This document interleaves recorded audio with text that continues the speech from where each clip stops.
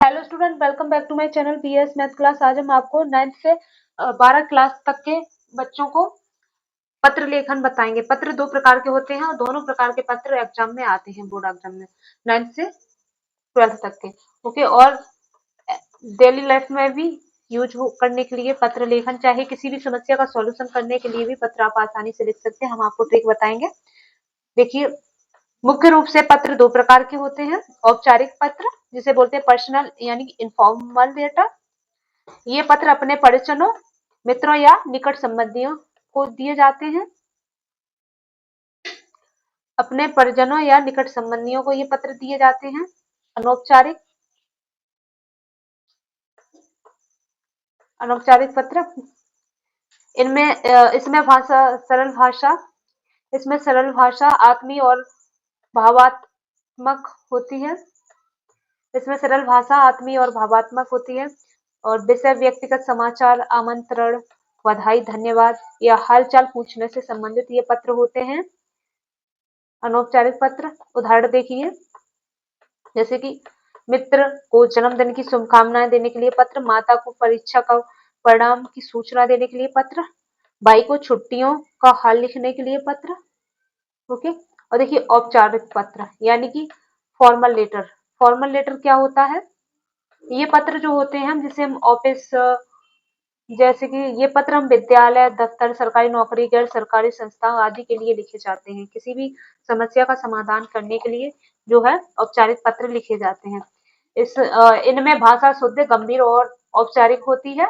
विषय, कार्य, व्यवसाय, शिकायत, निवेदन, सूचना या आवेदन से संबंधित होते हैं। ये पत्र लिखते समय आपको बहुत ही मुख्य बातों का ध्यान रखना है और जो है ध्यान से लिखना है। ये पत्र प्रधानाचार्य को अवकाश जो है लीव यानी छुट्टी हेतु प्रार्थना पत्र भी लिखते हैं। संपादक को पत्र, किसी समस्या पर ध्यान दिलाने हेतु, नौकरी हेतु आवेदन पत्र लिखते हैं। और परीक्षा दृष्टि से अनौपचारिक पत्र में भावना और अपनेपन पर ध्यान दें। तो स्टूडेंट देखिए, पत्र दो प्रकार के होते हैं। मुख्य रूप से पत्र दो प्रकार के होते हैं, औपचारिक और अनौपचारिक। ये जो है ना अनौपचारिक है, पर्सनल या इनफॉर्मल लेटर। ये पत्र अपने परिजनों, मित्रों या निकट संबंधियों के लिए लिखे जाते हैं। इनमें जो है सरल भाषा आत्मीय और भावनात्मक होती है। विषय व्यक्तिगत समाचार, आमंत्रण पत्र, बधाई पत्र या धन्यवाद या हालचाल पूछने से संबंधित होते हैं लेटर। ओके, उदाहरण, मित्र को जन्मदिन की शुभकामनाएं देने के लिए ये पत्र लिखा जाता है। माता को परीक्षा परिणाम की सूचना देने के लिए, भाई को छुट्टी दिलाने के लिए या प्रिय मित्र के लिए जो है ये पत्र लिखे जाते हैं अनौपचारिक। औपचारिक पत्र होते हैं एप्लीकेशन पत्र। जो ये पत्र जो है विद्यालय, दफ्तर, सरकारी या गैर सरकारी संस्था आदि को लिखे जाते हैं। ओके, इनमें शुद्ध भाषा, गंभीर और औपचारिक होती है। विषय, कार्य, व्यवसाय, शिकायत, निवेदन, सूचना या आवेदन से संबंधित होते हैं। ये उदाहरण समझिए, प्रधानाचार्य को छुट्टी के लिए प्रार्थना पत्र या फीस माफी के लिए प्रार्थना पत्र या सब्जेक्ट चेंजिंग के लिए या फीस में छूट मांगने के लिए या नौकरी हेतु प्रार्थना पत्र या बैंक में प्रार्थना पत्र या किसी भी ऑफिस में प्रार्थना पत्र देने के लिए जो एप्लीकेशन होते हैं जो है वही इन फॉर्मल लेटर होते हैं यानी कि औपचारिक पत्र। देखिए, परीक्षा की दृष्टि से अनौपचारिक पत्र में भावनाएं और अपनेपन पर ध्यान दें। भावना और अपनेपन पर ध्यान दें। औपचारिक पत्र में प्रारूप और शिष्ट भाषा का ध्यान रखें। पत्र लिखते समय ध्यान रखने योग्य बातें हैं बोर्ड परीक्षा में। पत्र के प्रकार पहचाने, ध्यानपूर्वक पढ़ें। पत्र के प्रकार पहचाने, ये कौन सा पत्र है। दो तरह के ही आते हैं पत्र, औपचारिक एक होता है पत्र, एक अनौपचारिक, यानी कि एक एप्लीकेशन होता है, एक लेटर होता है, यानी कि जो एक रिलेशन से संबंधित पत्र होता है और एक किसी भी ऑफिस या कॉलेज या किसी भी संस्था से रिलेटेड एप्लीकेशन देने हेतु होता है। दो में से एक करना होता है, तो आपको दोनों ही सीखने अनिवार्य हैं। ओके, ओनली परीक्षा देने के लिए ही नहीं एप्लीकेशन सीखना है आपको, अन्य लाइफ में काफी समस्या को सॉल्यूशन करने के लिए भी अनिवार्य है एप्लीकेशन आपको सीखना। औपचारिक और प्रार्थना पत्र, आवेदन पत्र, संपादक को पत्र आदि। अनौपचारिक पत्र देख लीजिए, औपचारिक और अनौपचारिक पत्र। जो है औपचारिक पत्र होते हैं, प्रार्थना पत्र होते हैं, आवेदन पत्र संपादक हेतु जो किसी भी ऑफिस, दफ्तर या नौकरी हेतु या कॉलेज में दिए जाते हैं या बैंक में दिए जाते हैं आदि जो है औपचारिक पत्र होते हैं। अनौपचारिक पत्र होते हैं साधारण पत्र, जिसे बोलते हैं प्रार्थना पत्र, ओके, और इन्हें बोलते हैं साधारण पत्र। अनौपचारिक पत्र होते हैं साधारण पत्र जो मित्र, माता पिता, रिश्तेदारों को दिए जाते हैं बधाई देने के लिए, ओके। प्रारूप सही रखें, प्रेषक का नाम लिखें, देख लीजिए, प्रारूप सही रखें, प्रेषक का पता लिखें, दिनांक लिखें, प्राप्तकर्ता का पता, प्राप्तकर्ता का पता केवल औपचारिक पत्र में, ओके। विषय केवल औपचारिक पत्र में लिखा जाता है। संबोधन जैसे कि आदरणीय महोदय, ओके, आदरणीय महोदय। यदि आप अनौपचारिक पत्र लिख रहे हैं तो उसमें प्रिय मित्र लिखा जाएगा। मुख्य भाग समापन के समय जैसे कि आपका, आज्ञाकारी या भवदीय, या ये अनौपचारिक पत्र में होता है आपका मित्र आदि, ओके। अपना नाम या हस्ताक्षर लिखें। तीसरे पॉइंट में आप समझेंगे सरल और स्पष्ट शुद्ध हिंदी का प्रयोग करें। यदि आप हिंदी में पत्र लिख रहे हैं, प्रार्थना पत्र, तो चौथे नंबर पर देखिए शब्द सीमा, बहुत लंब ना लिखें, विषय पर ध्यान केंद्रित रखें, ओके। शुद्ध लेखन 5वें नंबर पर ध्यान दिए, बर्तनी की गलतियां से बचें। और 6 नंबर पर देखिए अनुच्छेद, पत्र का मुख्य भाग कम से कम 2 से 3 अनुच्छेद में लिखें, ओके। सबसे पहले आप लिखेंगे सेवा में, उसके बाद नीचे लिखेंगे विषय, जिस विषय पर आप प्रार्थना पत्र लिख रहे हैं, जो भी आपका विषय हो, जो भी आपका कारण हो, जैसे कि आपको बुखार के लिए प्रार्थना पत्र लिखना है तो आपको लिखना है बुखार के लिए प्रार्थना पत्र। यदि आपको छुट्टी लेने के लिए बुखार के लिए लिखना है तो बुखार के लिए छुट्टी लेने के लिए प्रार्थना पत्र। फीस माफी के लिए यदि लिखना है तो फीस माफी के लिए प्रार्थना पत्र। बैंक में किसी कारण हेतु कार्य के लिए लिखना है तो उस कारण, यानी कि विषय का मतलब होता है जिस कारण के लिए आप जो है प्रार्थना पत्र लिख रहे हैं, ओके। उसके बाद नीचे महोदय या महोदया लिख के कॉमा लगा के नीचे से फिर आपको जो है एप्लीकेशन स्टार्ट कर देना है। महोदय या महोदया, सबने निवेदन यह है कि जो भी आपका रीजन हो, जो भी समस्या हो, आपको 2 से 3 लाइन में वर्णित करनी है, ओके, जो भी आपका रीजन हो। उसके बाद अपनी बात कह के कृपया इस कार्य का समाधान करें, इस कार्य को पूर्ण करें तो आपकी अति महान कृपा होगी। इस ऐसे शब्दों का इस्तेमाल करना है आपको।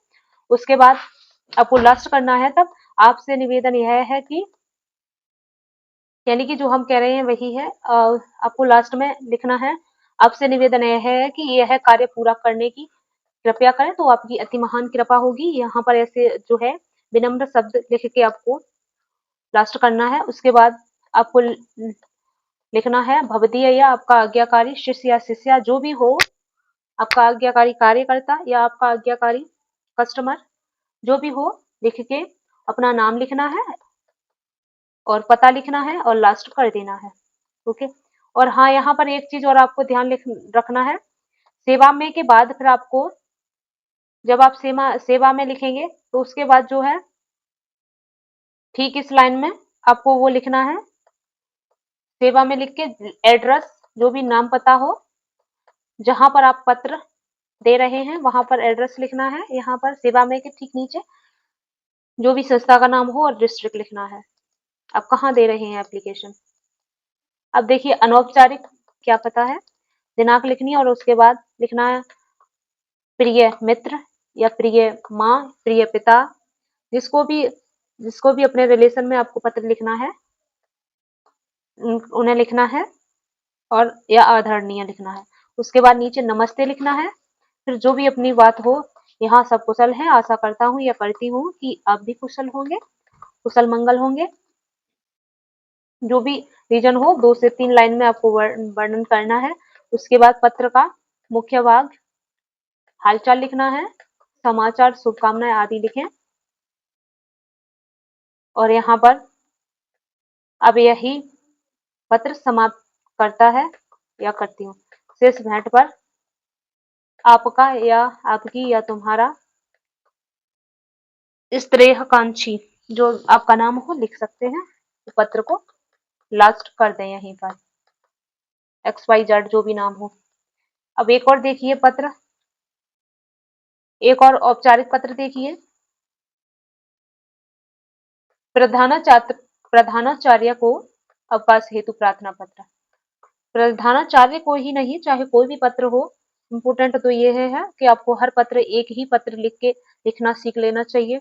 आपको बार बार पत्र हर अलग पत्र लिखने के लिए बार बार सीखने की आवश्यकता ना पड़े। तो एक ही पत्र के डेमो से आप एक ही पत्र से आप रूल समझ लीजिए और आप इसी के अकॉर्डिंग अन्य पत्र भी लिख सकते हैं। अब देखिए औपचारिक एक और पत्र। ओके, एक और पत्र लिखना है आपको औपचारिक, जो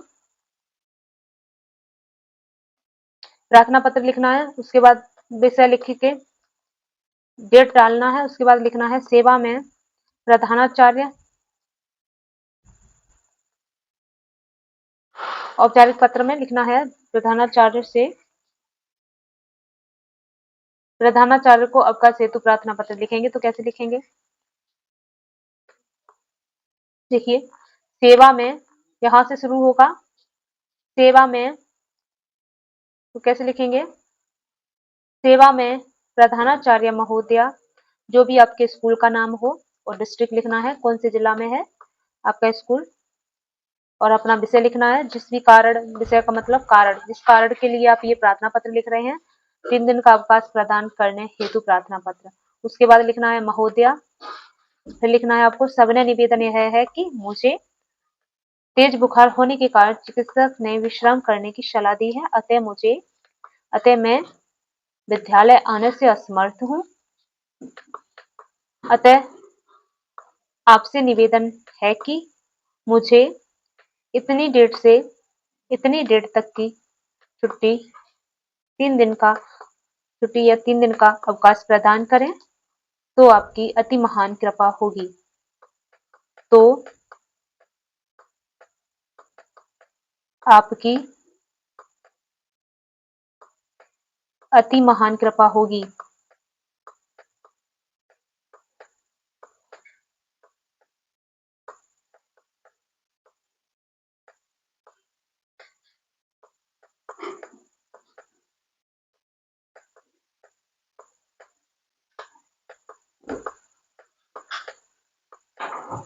तो आपकी अति महान कृपा होगी, और लास्ट कर देना है यहाँ पर। फिर आपको लिखना है जो भी आपका नाम हो, आपका आज्ञाकारी या भवदीय लिख के, आपका आज्ञाकारी शिष्य या शिष्या, यदि छात्र हो तो शिष्य लिखना है, और छात्रा हो तो शिष्या लिखना है, और अपना नाम लिख के लास्ट कर देना है। आपका आज्ञाकारी होगा, और जो भी क्लास सेक्शन हो वो क्लास सेक्शन लिख के लास्ट कर देना है। अब देखिए संपादक को पत्र देने हेतु, मोहल्लों की गंदगी, संपादक को पत्र देने हेतु मोहल्ले की गंदगी की समस्या पर प्रेषक का पता। संपादक को पत्र, मोहल्ले की गंदगी की समस्या पर संपादक को पत्र। देखिए यहाँ पर लिखना है सेवा में संपादक महोदय, जो भी दैनिक हिंदुस्तान समाचार पत्र या जो भी डिस्ट्रिक्ट हो, ये नहीं, यही हो, XYZ कोई भी डिस्ट्रिक्ट हो, आप उसे लिखें। और जो है फिर आफ्टर देन उसके बाद विषय लिखना है आपको, जिस विषय के ऊपर आप एप्लीकेशन लिख रहे हैं, पत्र लिख रहे हैं, प्रार्थना पत्र, गंदगी समस्या की ओर ध्यान आकर्षित करने हेतु पत्र। ओके, उसके बाद महोदय लिखना है, ये औपचारिक पत्र है। मैं आपके प्रतिष्ठित समाचार पत्र के माध्यम से नगर निगम का ध्यान आकर्षित कराना चाहता हूँ। हमारे मोहल्ले में कई दिनों से नालियां जाम हैं और गंदगी का अंबार लगा हुआ है। इससे मच्छर पनप रहे हैं और बीमारियां फैल रही हैं। अतः प्रशासन से निवेदन यह है कि जल्द से जल्द सफाई की उचित व्यवस्था की जाए, तो आपकी अति महान कृपा होगी। तो आपकी अति महान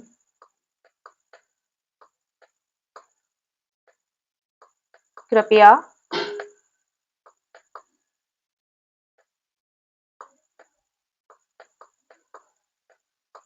होगी। तो आपकी अति महान कृपया होगी। और आपका आज्ञाकारी लिखना है या भवदीय लिखना है, आपका आज्ञाकारी ही उचित रहेगा।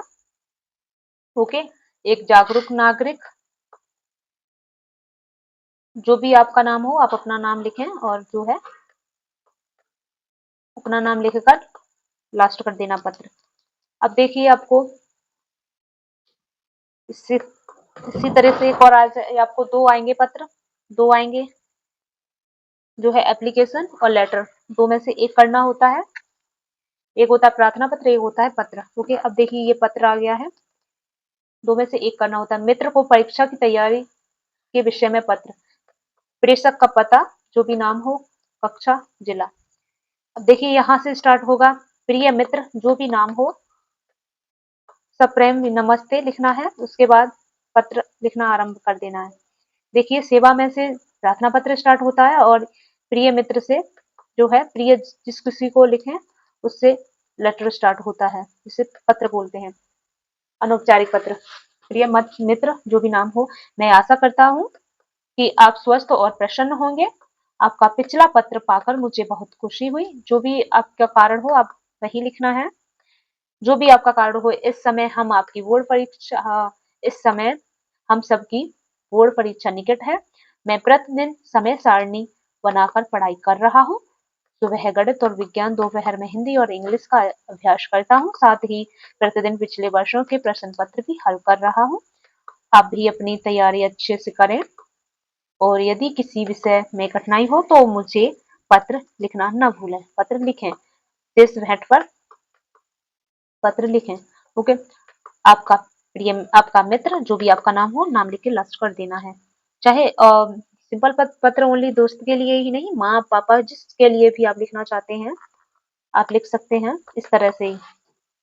ओके, तो बोर्ड एग्जाम में आपके लिए महत्वपूर्ण रहेंगे ये।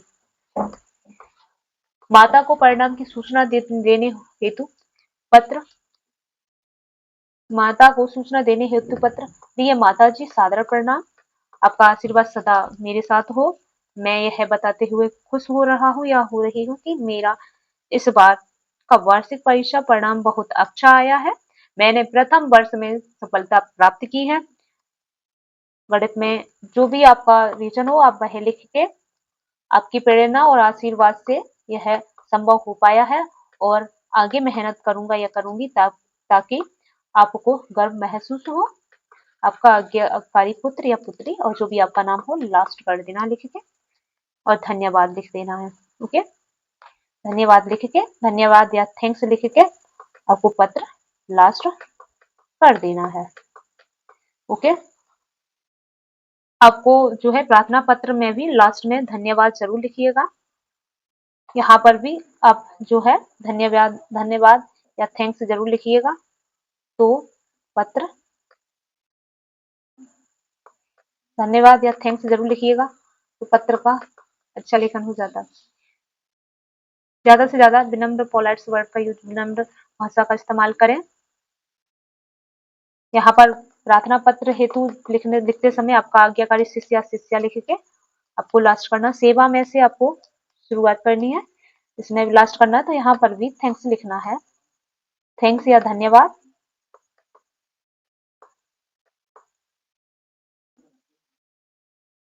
ओके, लिख के लास्ट कर देना है।